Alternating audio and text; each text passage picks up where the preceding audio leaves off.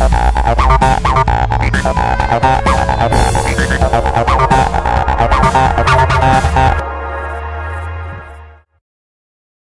talking today to naturopath Wade Stiller about skin health.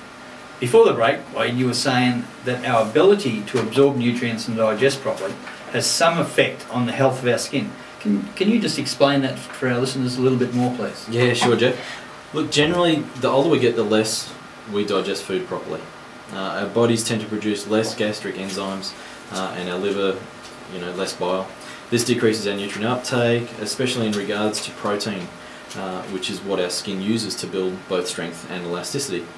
Now, this decreased nutrient uptake, coupled with decreased circulation that we were talking about, means that we start off with less of the nutrients in our blood, and then the transport system we have available to get the nutrients to the skin is compromised. So, in my thinking, the first port of call when treating the skin is to look at how this digestive process is working, and to increase that peripheral circulation.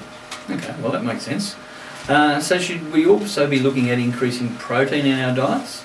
I thought that that was just something people do if they go to the gym for a lot of muscle building, or in fact weight loss as well. Yeah, well, what's the difference between building muscle and building skin? It's all about connective tissue. Although muscle and skin are very different, they both need protein to repair and grow. So yes, increasing protein in our diet is a great idea, especially the amino acids proline, lysine and glycine.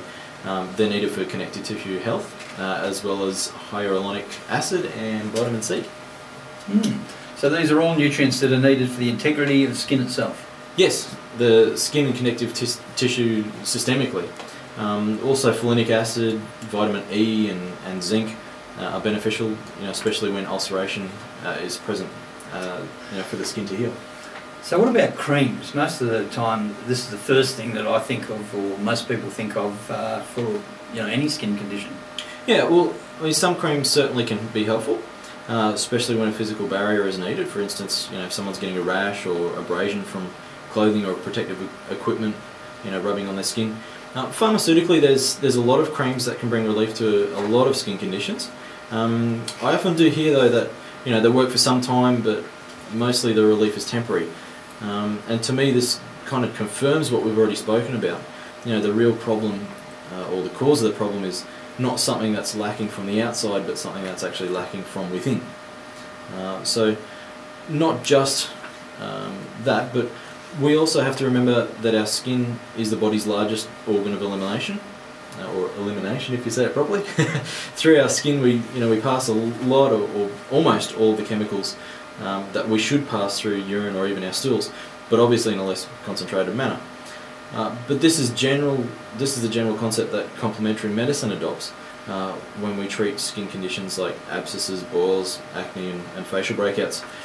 Some women know very well that they break out along their jawline or in that T-zone pretty much the same time every month as part of their cycle, and this again is just the body trying to eliminate, in this instance, estrogen driven metabolites that should be processed by the liver. When we correct the liver pathway and support it, then the load is taken off the skin, and often the breakouts decrease or discontinue altogether. Okay, you've spoken a couple of times now about cellulite. Is that hormonally driven? Yeah, partly. Yeah, absolutely. Again, there's an estrogenic component to play with cellulite, but there are also other components as well. This condition is driven by fat and fluid storage in the bottom layer of the skin that we talked about a bit earlier, and it has a genetic connection as well. It's a very interesting condition actually, because estrogen can trigger increase of fat storage, but fat cells also have the ability to convert certain compounds into estrogen. So the diet is key, and not just cutting out fat. I'm a big advocate of eating plenty of good fat, but sugar intake is the driver in this situation. So this may seem a little bit left field as well actually, but some experts have suggested that elastic-free underwear is one of the major keys to fighting its progression. Because it rubs? No, because of the pressure and its ability to decrease that blood supply that we were talking about earlier. Okay. Underwear, eh? Well, let's just see if Richard can come up with a song about underwear. That would be interesting. He always seems to find something that relates to the topic of the day. We'll now stop for another song break. Well, I don't think I'll come up with something about underwear, but well, let's try. Well, since we're on skin, you know, everybody, all the girls out there want to be very young.